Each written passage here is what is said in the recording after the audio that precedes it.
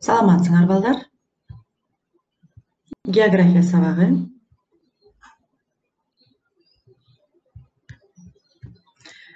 Бүгүнкү сабактын темасы табигый заналдуулук.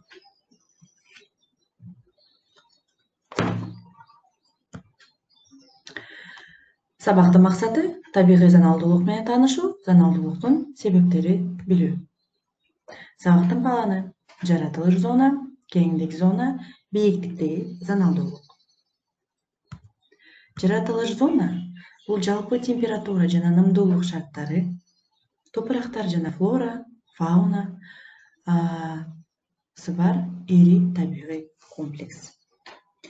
Айрым жаратылыш комплекстерини жаратылыш зоналары деп аташат. Жаратылыш зоналар негизинен кургактыктан түз мейкиндиктерине мүнөздүү.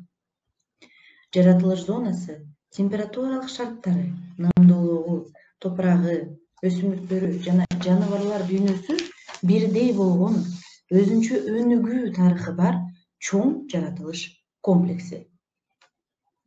Кургактыкта зоналдардын пайда болушу жердин формасына ылайык күн радиациясынын таралышына, аба массаларынын угушуп турушуна, нымдын бөлүштүрүлүшүнө байланыштуу.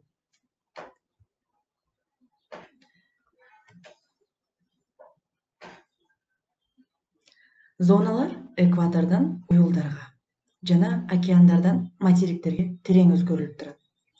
Окшош температуралык жана нымдуу шарттарга ээ, алар бир тектүү топурактарды, өсүмдүктөрдү, фаунаны жана жаратылыш чөйрөсүнүн башка компоненттерин аныктайт.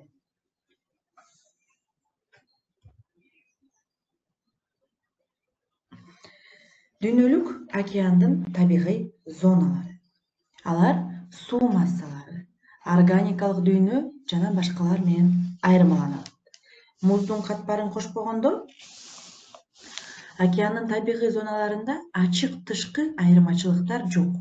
Климаттык зоналар сыяктуу географиялык абалы боюнча аталат. Физикалык географиядан көз караштан алганда, океандын жаратылышындагы горизонталдык багыттагы айырмачылыктар эң чоң кызыгууну жаратат. Дүйнөлүк океандын сууларынын үстүңкү бетинде кургактагыдай эле жаратылыш комплекстеринин кеңдик жана узундук боюнча ирети менен алмашышы байкалат. Аны биз Атлантиканын байкап көрөлү. Океандын уюлдук тараптарындагы суу бетиндеги жаратылыш комплекстери төмөкү температуралары, калкып жүрүүчү муздары менен айырмаланат. Андан экватор тарапты карай сүзгөндө бир аз жылуураак суулар пайда болуп, күндүн жарыгы көбөйгөндүктөн планктон жайнап жакшы өөрчүйт. Балыктар арбын топтолот.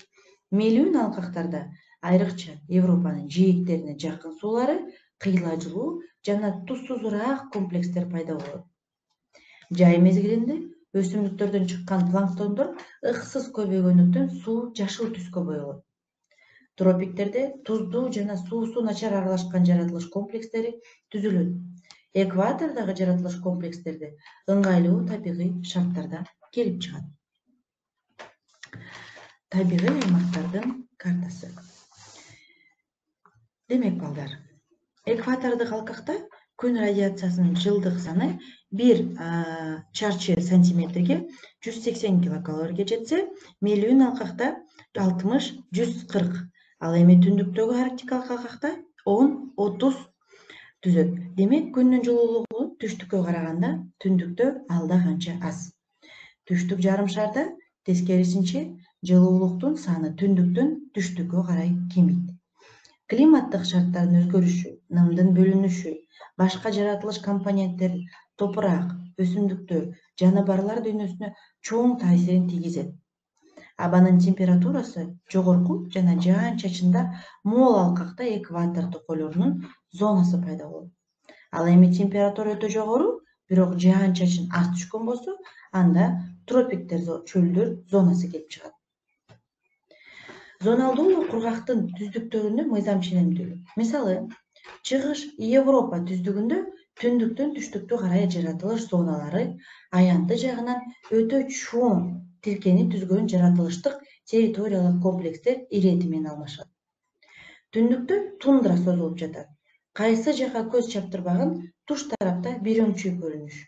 Көмүр жашыл моктор, эңилче капталган ала чокул жерлер, саздар, майда бадалдар. Андан түштүктү карай багыт алганда ийне жалбырактуу токойду көрөсүң. Ал кадимки тайга, учу кыйырына көз жетпеген карайгай токойлорду көзгө тартат. Шыңга бойлуу кызыл карагай менен жанаша өскөн көк жашыл тарткан кайыңды менен байчелекти жолуктурасың. Кескеси менен агыш моктор туташ каптаган чоң саздар көзгө чалдыгат. Улам түштүктү карай жылган сайын ийне жалбырактуу токойлор акырындап өзгөрө баштайт. Карагай токойлору улам арылган сайын азая берип, эмен, клен, липа, бук дарактарына орун бошотот. Андан дагы түштүктүн кызыл-тазыл гүлдөргө оронгон талаа, эмен токойлор менен кезектешип өзүнчө бир аймакты тузат. Ал токойлуу талаа, токойлор менен талаанын кошулган тилкеси. Бул эки жаратылыш комплексинин өз ара карым-катнашынан жаралган. Түштүгүрөгүндө учу кыйырына көз жеткис талаа түздүгү созулуп жатат. Ал айрым жерлеринде гана көмүчтөй тулаң чөптөр сакталган туташ айдоо аянттары. Түздүктүн эң түштүгүндөгү Каспий деңизинин жээктери алеп көргөндө эч бир тиричилик жоктой өндөнгөн күндүн аптабына каркырап күйгөн жерлер көз алдыңа тартылат. Бул жерде чөл жана жарым чөл жаратылыш комплекстери тараган. Табигый зоналарды жердин бетине жайгаштырууда окумуштуулар так мыйзам ченемдүүлүктү табышты. Бул мыйзам ченемдүүлүктү түшүнүү үчүн биз табигый зоналардын картасы боюнча түндүктө түштүккө карай 20 градус бою жүрөбүз. Анан батышты чыгышты карай 45 градус боюнча жүрөбүз. Демек, табигый зоналардын түндүктөн түштүккө карай 20 градус бою өзгөрүшү.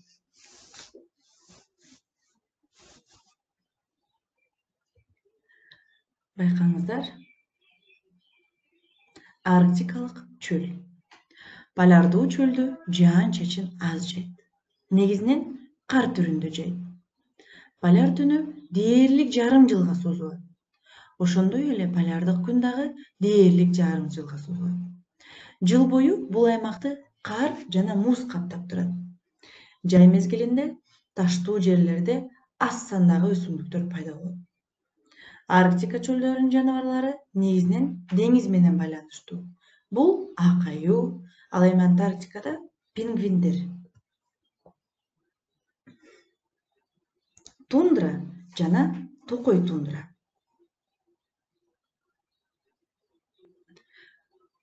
Тундра климаттын катаал шарттары менен мүнөздөлгөн.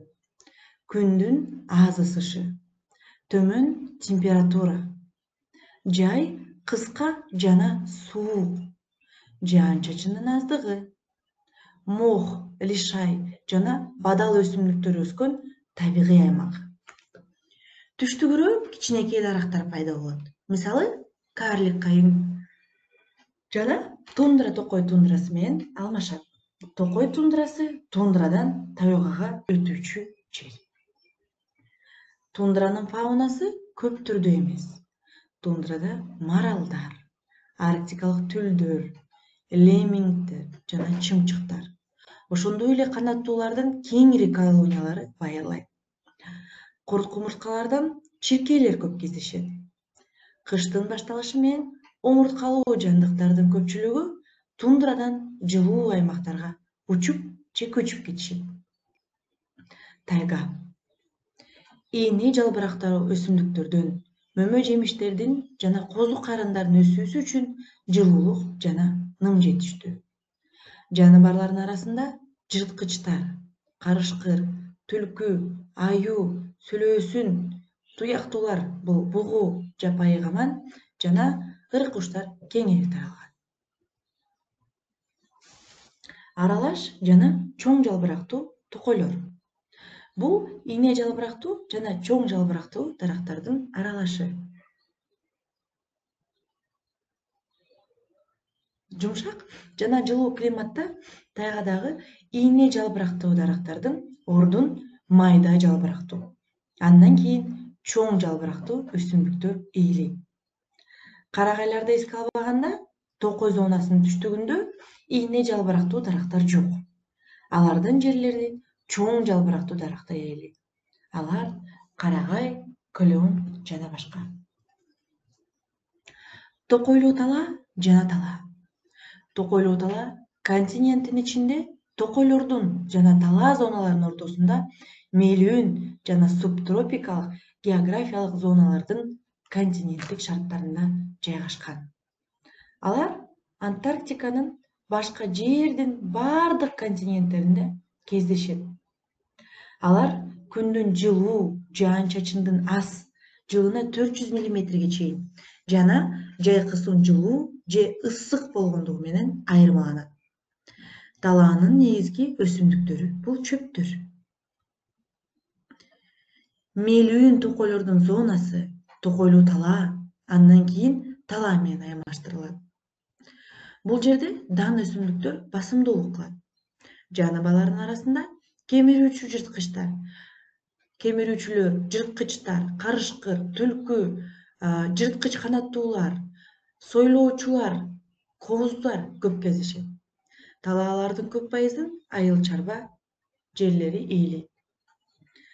Катуу жалбырактуу, дайыма жашыл токойлор жана бадалдар. Жер ортолук деңизинин климаты менен субтропикалык климаттык зонада өнүккөн. Жайкысын ысык жана салыштырмалуу кургакчыл. Кышы салкын жана жаан-чачындуу болгон орточо жылуу климат. Африканын түздүгүндөгү жаратылыш зоналары түндүктөн түштүккө карай өзгөрүүсүнө көз чаптырып көрөлү. Жарым чөлдөрдүн жээк бойлору жаактагы куш тилкеси түштүктү карай арылдаган. Дүйнөдөгү эң чоң Сахара чөлү менен алмашат. Күндүн жылуулугу өтө жогору. Ным аз шартта өсүмдүктөр чөлдө өтө аз жана илбейип начар чыгат. Айрым жерлеринде таптакыр өспөйт. Шамал менен тумандан учкан кумдар күндүн көзүн көрсөтпөй калат. Анын түштүгүнө карап улам жылган сайын чөп бириндеп өскөн бадалдар бийик чөп каптаган саванналарга алмашат. Экватордун кеңдигинде дайыма көгөрүп туруучу узун кыска нымдуу токойлор өсөт. Дарактардын түрлөрү өтө көп. Калың бутактуу, чырмак сыяктуу өсүмдүктөр басымдуулук кылат. Андан түштүккө карай негизинен токойсуз чөптүү жаратылыш комплекстерин тараганын байкайбыз. Африканын эң түштүгүндө дайыма көгөрүп туруучу субтропик токойлор тараган. Географиялык абалына жараша түздүктөр басымдуулук кылгандыктан материктер өтө ысык, мелүүн жана башка суук алкактардын жоктугунда тундра жана ийне жалбырактуу токой зоналары кездешпейт. Демек, жарым чөлдөр жана чөлдөрдө абанын температурасы жогорулап, жаан-чачын өтө төмөн болгондуктан өсүмдүктөр сейрек кездешет. Кээ бир жерлерде таптакыр жок. Саванналар жана сейрек токойлор. Кургак жана нымдуу мезгилдердин алмашуусу мүнөздүү ысык зонанын айрым дарактары, бак дарактардын топтору жана чөптөрү кездешет. Токой үчүн нымдуулук жетишсиз. Субэкватордук зонада жаныбарлар көп кездешет. Мисалы, кемирүүчүлөр, жырткычтар. Туруктуу эмес, нымдуу жана нымдуу экваторлук токойлор. Экватордук климаттык зонада жылуулук жана нымдуулук көп болгондуктан өсүмдүктөргө өтө бай экваторлар токойлору пайда болгон.